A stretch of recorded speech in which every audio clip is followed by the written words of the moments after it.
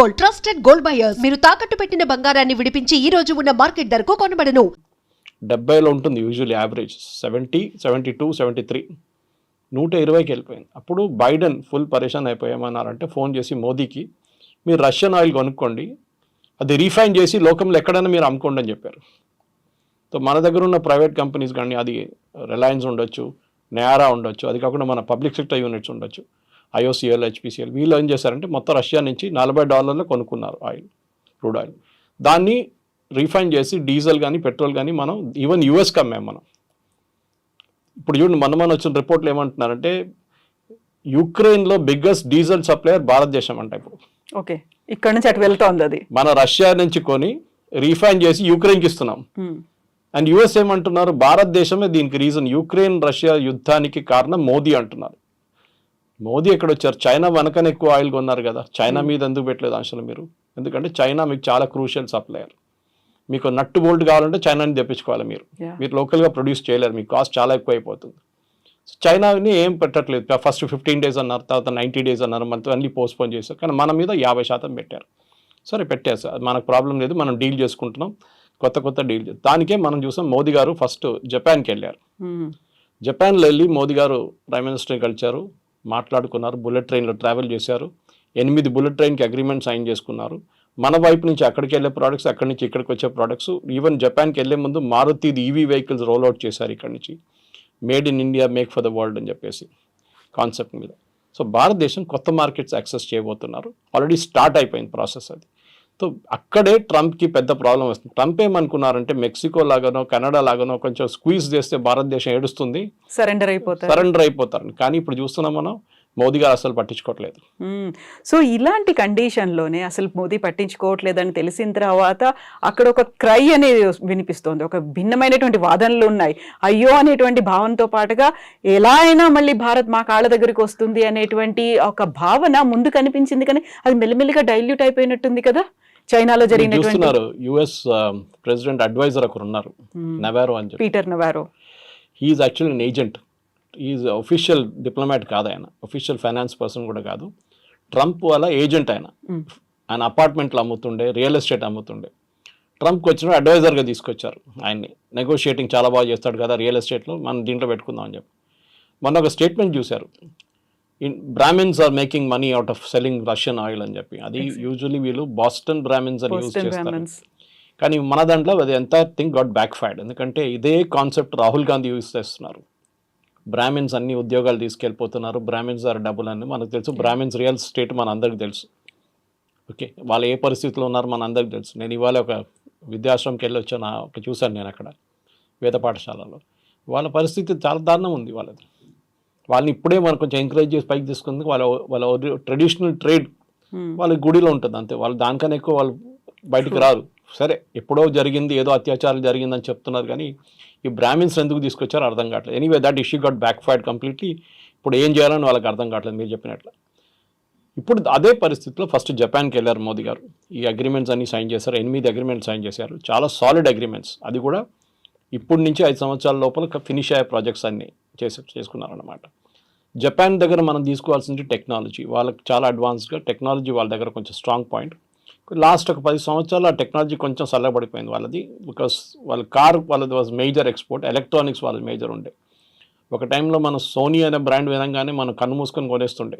కానీ ఇప్పుడు మార్కెట్లో చాలా మటుకు మిగతా బ్రాండ్స్ కూడా వచ్చేసినాయి. కొరియా నుంచి బ్రాండ్స్ ఉన్నాయి, చైనా నుంచి ఉన్న బ్రాండ్స్ ఉన్నాయి, చాలా మటుకు బ్రాండ్స్ వచ్చేసినాయి.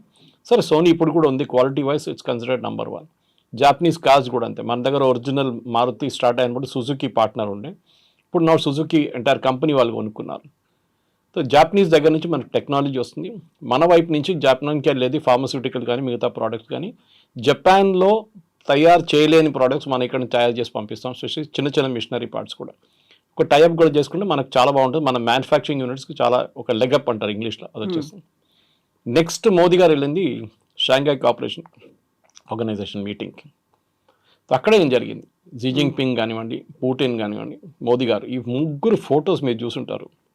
బాడీ లాంగ్వేజ్, ఎందుకంటే ఇదే పెద్ద ఇండస్ట్రీ కవిత గారు, ఈ బాడీ లాంగ్వేజ్ రీడ్ చేయడం యూఎస్లో దే పేడ్ వెరీ వెల్. మీరు నేను మాట్లాడుకొని సౌండ్ మ్యూట్ చేసేస్తే మనం ఏం మాట్లాడమని చెప్పి ఒక మూడో మనిషి చెప్పొచ్చు. లిప్ రీడింగ్ అంటారు వాళ్ళు, దాన్ని మైండ్ రీడింగ్ అంటారు, అన్నీ చేస్తారు వాళ్ళు. What are they speaking about అనేది. సో ట్రంప్ కానివ్వండి, చాలామంది అడిగారు మోదీ గారు పుటిన్ జీ జింగ్పిన్ ఏ లాంగ్వేజ్లో మాట్లాడారని అడిగారు. వాళ్ళు పక్కనే ట్రాన్స్లేటర్స్ ఉంటారు, వాళ్ళు ఇయర్ షాట్లో ఉంటారు, అంటే ఫోటో ఫ్రేమ్ కన్నా కొంచెం బయట నిలబడతారు కావాలని చెప్పి వాళ్ళని అట్లానే ట్రైన్ చేశారు వాళ్ళని. అది కాకుండా ఇంకో చాలా ఇంపార్టెంట్ ఫోటో మనం చూసాం. పుటిన్ అండ్ మోదీ, పుటిన్ కార్లో ట్రావెల్ చేస్తున్నారు. ఇట్స్ న్యూక్లియర్ ప్రూఫ్ కార్ అది. దాని మీద మీరు న్యూక్లియర్ బాంబ్ వేస్తే కూడా ఏం కాదు ఆ కార్కి. అట్లాంటి ప్రోడక్ట్. ఎందుకంటే బాంబ్ ప్రూఫ్ అంటే అందరు తయారు చేస్తారు. ఇప్పుడు మన దగ్గర తెలంగాణలో ఉంది బాంబ్ ప్రూఫ్ కార్లు. But that is a nuclear కానీ even bio hazard can handle అన్నమాట. బయో వార్ జరిగితే కూడా ద కార్కి ఇంపాక్ట్ ఉండదు. మోదీ కోసం ఫస్ట్ మనం చూసే ఒఫీషియల్ న్యూస్ ఇది, మనం పర్సనల్ చెప్పట్లేదు, ఏదో బీజేపీ వాళ్ళు చెప్పారు, ఆర్ఎస్ఎస్ వాళ్ళు చెప్పలేదు. కానీ పుటిన్ 10 నిమిషాలు మోదీ గారి కోసం వెయిట్ చేశారంట. కొంచెం లేట్ అయిపోయింది మోదీ గారు రావడానికి హోటల్ నుంచి. దాని తర్వాత వాళ్ళిద్దరు కార్లు వెళ్ళిన తర్వాత వెన్యూకి చేరుకున్నప్పుడు కూడా, ఎస్సీఓ వెన్యూకి చేరుకున్నప్పుడు కూడా మళ్ళీ 15 నిమిషాలు కార్ లోపల కూర్చొని మాట్లాడారంట. ఆఫ్ కోర్స్ ట్రాన్స్లేటర్స్ ఉంటారు కార్లో, వాళ్ళకని కాన్ఫిడెన్షియల్ ఉంటుంది, భయం మాట్లాడే మనకేం తెలియదు. సో ఆబ్వియస్లీ ఆ బాడీ లాంగ్వేజ్ పుటిన్ కానీ మోదీ కానీ, అదే టైంలో జీ జింగ్పిన్ అండ్ మోదీ, వీళ్ళు ముగ్గురు ఒక ఆల్టర్నేటివ్ ఫ్రంట్ ఫామ్ చేస్తున్నారు. యుఎస్ చేస్తున్న బ్లాక్మెయిల్ వాళ్ళిద్దరు కూడా ఇంపాక్ట్ అయింది. రష్యాకి ఇంపాక్ట్ అయింది ఎప్పటి నుంచో, చైనాకు కూడా ఇంపాక్ట్ అవుతుంది ఇప్పుడు. సో ఒక ట్రంప్ని ఒక లెసన్ నేర్పియాలని చెప్పి వీళ్ళు డిసైడ్ చేసుకున్నారు. దాంట్లో 2-3 రూట్స్లో చేయొచ్చు. ఒకటి ఈ ముగ్గురు రాష్ట్రాలు కలుపుకుంటే, రష్యా, ఇండియా, చైనా కలుపుకుంటే 36% మన వరల్డ్ జీడిపి వాళ్ళ దగ్గర ఉంది. ఓకే, అప్రాక్సిమేట్లీ ద $1 trillion కూడా it's I think around $36 trillion trade ఉంది వాళ్ళ దగ్గర.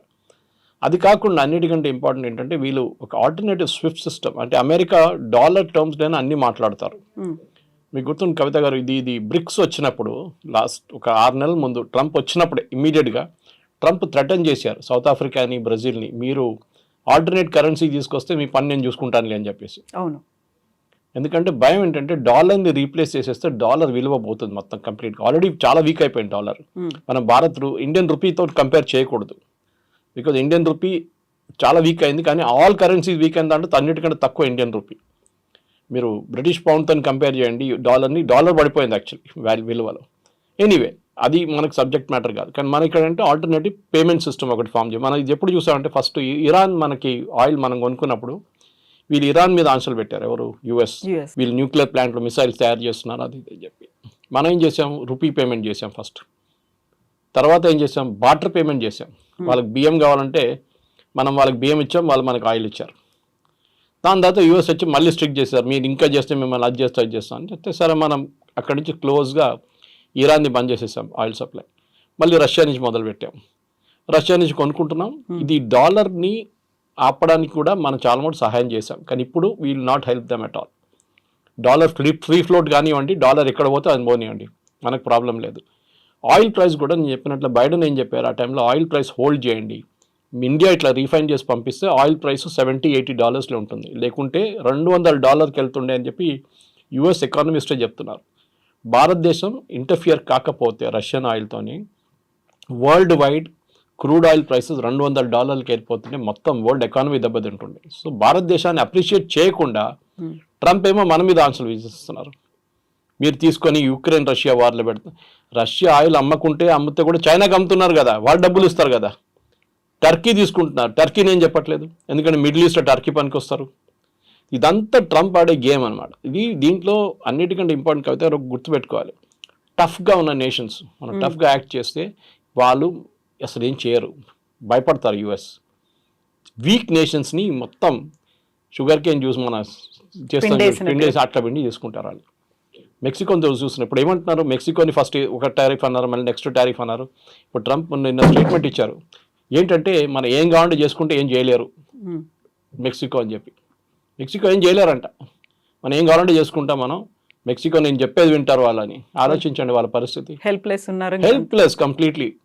సో ఆ పరిస్థితికి మనం రాకుండా మోదీ గారు టఫ్గా ఉంటున్నారు. కానీ మన దేశంలో ఒకటే పార్టీ ప్రాబ్లం వీళ్ళకందరికీ, కాంగ్రెస్ ఏమో మోదీ గారు ఏం చేస్తే దాన్ని వ్యతిరేకిస్తారు. యూఎస్తో ఫ్రెండ్షిప్ పెట్టుకుంటే యూఎస్ ఫ్రెండ్షిప్ పెట్టుకున్నారంటారు. ఇప్పుడు యూఎస్తో కాకపోతే మళ్ళీ యూఎస్ ఎందుకు మీరు ట్రంప్తో ఎందుకు గొడవ పెట్టుకుంటా అంటారు. చైనాతో ఎందుకు పెట్టుకున్నారు మీరు అంటారు. కాంగ్రెస్ ఒక కన్ఫ్యూజ్ పాలసీ ఉంది. కానీ మోదీ గారు చాలా డెలిబరేట్గా మన కొత్త మార్కెట్స్ కోసం, అది యూ ఉండొచ్చు, యూకే ఆల్రెడీ మనం FTA సైన్ చేసాం, యూరోపియన్ ట్రేడ్ బ్లాక్ సైన్ చేసేసాం మొన్న. ఇదన్నీ చూస్తే మన డాలర్ని ఈజీగా టర్న్ చేయొచ్చు. ఒక ఎగ్జాంపుల్ ఇస్తాను మీకు. కీటెక్స్ అని చెప్పి మన దగ్గర #1 ఇండియా నుంచి వెళ్ళే #1 లిటిల్ స్టార్ బ్రాండ్ యూఎస్లో టార్గెట్ అండ్ అక్కడున్న మేజర్ రీటైలర్స్లో అమ్ముతారన్నమాట వాళ్ళు. ఆ కంపెనీ మొన్న స్టేట్మెంట్ ఏమి ఇచ్చారంటే, మేము యూఎస్కి ఇప్పుడు మా ఎక్స్పోర్ట్ వెళ్ళట్లేదు, చాలా ఎక్కువ రేట్ ఎక్కువైపోయింది, వాల్మార్ట్ వాళ్ళు తీసుకుంటలేరు ఇప్పుడు అని. మేమేం చేస్తున్నామని ఇండియాలోనే మేము 1000 షాపులు ఓపెన్ చేయబోతున్నాం అని చెప్పారు. So Sabu Jacob whose MD of the company, మన వరంగల్లో పెద్ద ఫ్యాక్టరీ పెట్టారు. మేము అదే టర్న్ ఓవర్ మేము ఇండియాలో ఈ 1000 స్టోర్లతో తెచ్చుకుంటాం. మాకు మార్జిన్స్ ఎక్కువ ఉంది మాకు ఇక్కడ. అక్కడేమో చాలా వేఫర్ థిన్ మార్జిన్లు ఆపరేట్ చేస్తున్నాం మేము. టార్గెట్ కానీ వాల్మార్ట్ ఎక్కువ డబ్బులు ఇయ్యారు, వాల్యూమ్ గేమ్ ఆడతారు వాళ్ళు. సో ఇప్పుడు ఇండియాలో స్టార్ట్ చేస్తే ఇండియన్ మార్కెట్ 140 కోట్ల మంది ఉన్నారు. We can sell the same product good price here in India అంటున్నారు వాళ్ళు. సో మన ఎకనామిక్ టైమ్స్లో కూడా ఒక ఆర్టికల్ వచ్చింది దాని గురించి. సో ఓవరాల్గా ఇప్పుడు ఏమైపోతుందో డొమెస్టిక్ మార్కెట్ మీద కూడా చాలా కాన్సన్ట్రేట్ చేస్తున్నారు మోదీ గవర్నమెంట్. దానికోసం GST రేషనలైజేషన్ వస్తుంది. ఇప్పుడు GST రేషనలైజేషన్ చాలా ప్రోడక్ట్ 0కి వెళ్ళిపోతుంది, లేకుంటే 5 లేకుంటే 18, ఈ 3 బ్యాండ్లో ఉండిపోతుంది అనమాట. సో డొమెస్టిక్ కన్జంప్షన్ కూడా పెంచితే మనం డెఫినెట్గా ఇంకా కొత్త మార్కెట్లు, చైనా ఉండొచ్చు, రష్యా ఉండొచ్చు, యూరోప్ ఉండొచ్చు. సో ట్రంప్ని పక్కన పెట్టి ఇప్పుడు చూసిన మీరు చెప్పినట్ల సడన్గా ఇప్పుడు ఏం చెప్పట్లేదు వాళ్ళు అనుకున్నారు మా ఇండియాను కొంచెం థ్రెటన్ చేస్తే ఇండియా పడిపోతారు, 100% పెడదాం రేపు అన్నారు. పెట్టండి 100, ఎవరు కొంటారు? మీరు ఫార్మాస్యూటికల్స్ మీద ఎందుకు పెట్టట్లేదు? అవసరం ఉంది కాబట్టి. ఫార్మా ఎవరు అమ్మలేరు, మనం ఇచ్చిన రేట్కి ఇంకెవరు అమ్మలేరు యూఎస్కి. ఫార్మా మీద పెట్టట్లేదు. ఐటీ ఎందుకు పెట్టట్లేదు? ఐటీ మీరు యూఎస్లో ఇన్వెస్ట్ చేయాలన్నారు. నేను ఎగ్జాంపుల్ ఇస్తాను. మన CNNలో ఒక స్టోరీ వచ్చింది. యూఎస్కి షవర్ హెడ్స్, అంటే మన షవర్కి హెడ్స్ పాయింట్ ఉంటుంది కదా, అది చైనా నుంచి చాలా ఇంపోర్ట్ చేసుకుంటారు యూఎస్ కంపెనీస్ అందరూ. వాళ్ళ పేర్లు పెట్టి అమ్మేసుకుంటారు యూఎస్లో. ఆ కంపెనీ అక్కడిని తీసుకుని డ్యూటీ, అంటే ఓల్డ్ డ్యూటీ కట్టి తీసుకొస్తే కూడా, ఇప్పుడున్న ఎగ్జిస్టింగ్ డ్యూటీ కడితే కూడా $139 ఒక షవర్ హెడ్ వస్తుంది. మన దగ్గర అంత రాదు. మన దగ్గర $2,000 పడేస్తే మంచి షవర్ హెడ్స్ వస్తాయి. 2,000 కూడా అక్కర్లేదు, $1,000 కూడా వచ్చేస్తుంది. ఎనీవే, అది యూఎస్ కాస్ట్ ఆఫ్ లివింగ్.